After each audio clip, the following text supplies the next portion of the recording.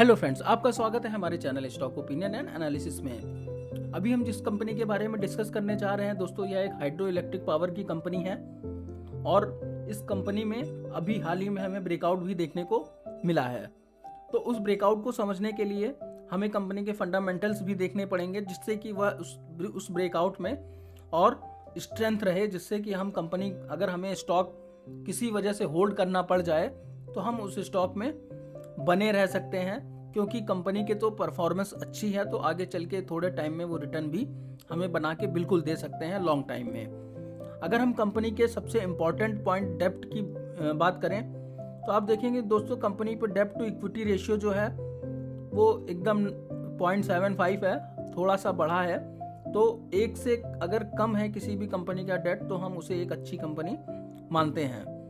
वहीं अगर दोस्तों हम कंपनी के रेवेन्यू की बात करें तो रेवेन्यू भी कंपनी के ऑलमोस्ट 2021-22 में फ्लैट देखने को मिलते हैं।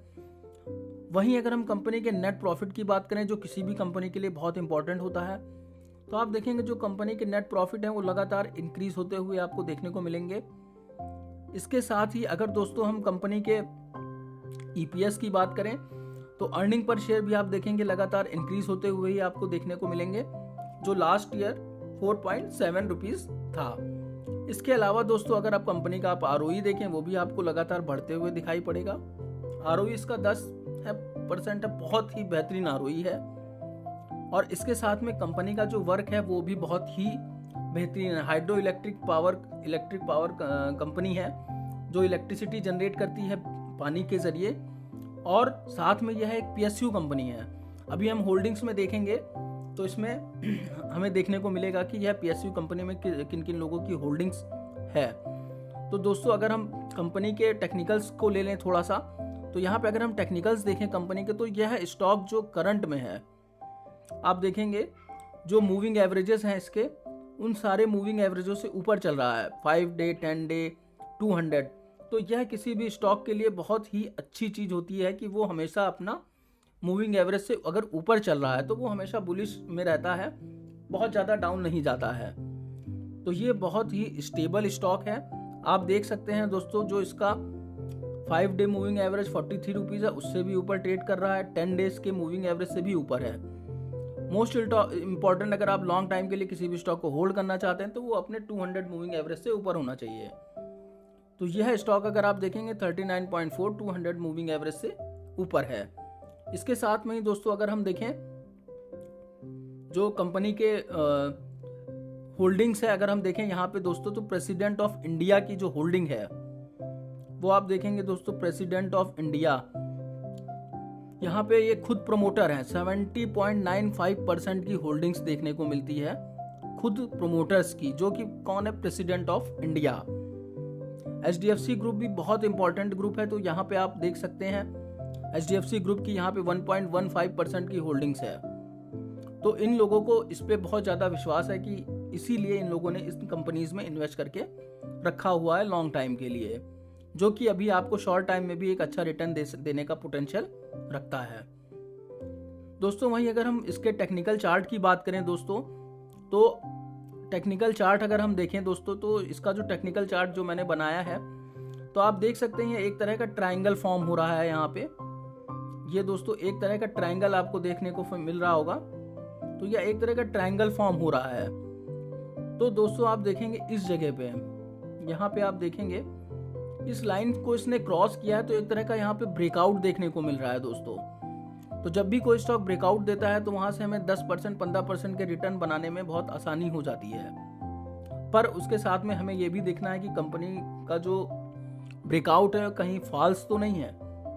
तो आप देखेंगे यहाँ पे जो ब्रेकआउट देखने को मिल रहा है विद वॉल्यूम मिल रहा है, तो आप देख सकते हैं ग्रीन स्पाइक्स आपको बेहतरीन, लास्ट में 2 स्पाइक्स आपको देखने को मिलेंगी। तो यह एक बहुत बेहतरीन वॉल्यूम देखने को मिल रहा है, किसी बड़े प्लेयर ने यहाँ पे एंट्री ली है। इसके साथ में ही दोस्तों अगर आप देखेंगे इसके सपोर्ट रेजिस्टेंस की बात करें, तो अगर ये मान लीजिए 44.25 से ऊपर जाता है तो यहाँ से आपको ये लगभग 48 रुपीज़ के रिटर्न बनाकर दे सकता है। उसके बाद अगर यह यहाँ से 47.90 का जो हाई है, अगर इसको ये ब्रेक कर देता है दोस्तों, तो यहाँ से आपको इजीली 52 रुपीज़ के रिटर्न भी देखने को मिल सकते हैं।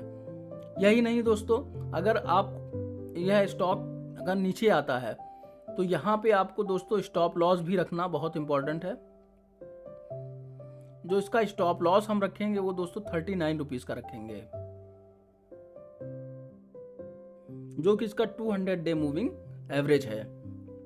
वहीं अगर हम इस स्टॉक के फंडामेंटल्स पे अगर हम जाएं तो यह एक दोस्तों लार्ज कैप की कंपनी है जिसका मार्केट कैप 44,000 करोड़ रुपीस का है और बुक वैल्यू देखिए दोस्तों 36.8 रुपीस है। तो मतलब यह सोचिए कि अभी ये कितना अंडर वैल्यू स्टॉक है, अपनी बुक वैल्यू के 1.5 टाइम भी ये नहीं पहुंचा है, तो लगभग अपनी बुक वैल्यू के आसपास ही ये ट्रेड कर रहा है। यही नहीं दोस्तों, अगर आप कंपनी का ROE देखिए लास्ट का 10.4% है और स्टॉक पी देखिए 12 रुपीज़ का है और फेस वैल्यू देखिए 10 रुपीज़ की। तो आप देख सकते हैं जो फेस वैल्यू के लगभग 4 टाइम पे ये आपको ट्रेड होता हुआ देखने को मिल रहा है। और वहीं हाई और लो की बात करें तो 47 रुपीज़ का इसने 47.9 रुपीज़ का हाई बनाया था और 28.8 रुपीज़ का इसका लो है। तो ये भी बहुत इंपॉर्टेंट बात है। तो यहाँ से आपको 48 रुपीज़ के टारगेट भी देखने को मिल सकते हैं। इसके साथ में अगर देखें NHPC तो ये PSU कंपनी है, मिनी रत्ना कैटेगरी में आती है और मेनली जो इसका वर्क है पावर यूटिलिटीज़ में है, जो मेनली इलेक्ट्रिक पावर जनरेशन में यूज़ होता है। दोस्तों यह मेरी अपनी पर्सनल एनालिसिस थी जो मैंने खुद से की है। आप भी इसे खुद से कर सकते हैं, डिस्क्रिप्शन में मैंने लिंक डाल रखा है। पर यहाँ पे मैं किसी भी तरीके से कोई बाइंग या सेलिंग रिकमेंडेशन नहीं देता हूँ। आप खुद से अपनी एनालिसिस ज़रूर करिए, वो आपके लिए और भी ज़्यादा बेहतर होगा और भी स्टॉक से आप रिटर्न जनरेट कर सकते हैं। Thank you so much.